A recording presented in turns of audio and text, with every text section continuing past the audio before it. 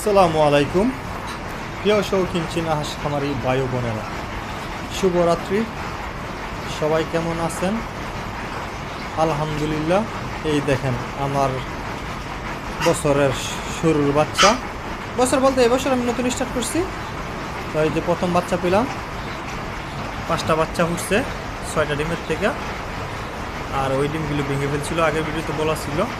আর প্রায় 14টা 12টা নিয়ে 13টা আসছিল, একটা গ্যাপ যাবে, কিন্তু 12টা হইব ইনশাল্লাহ। এই দেখেন রাত্রে খাবার দিচ্ছি।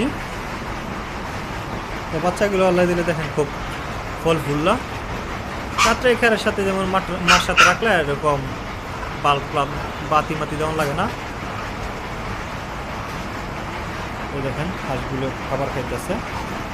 আর এটা করতে আছে ওই পাশেরটা, এখন রাত্রে দিচ্ছি। আজকে আবার গম আনছিলাম বাজার থেকে, এই গমগুলো খাইতে দিই। গম খাওয়ালে বালাইটির স্বাস্থ্য ভালো থাকে, ফ্রেশ থাকে। এই যে রাত্রে খাবার দিছি। তো বাচ্চাগুলো এখনো খাবার শিখে নাই, টুকটাক এটা অভ্যাস হইতেছে, মার সাথে ঘুরে ফিরে খাওয়া দেয়। এই এবার মাকে ছাড়লাম যাতে বড়গুলোর সাথে খাবার খাইয়া ওর একসাথে শুয়ে থাকবো, আমরা থাকবো রাত্রে লাইট বন্ধ করে দিলে।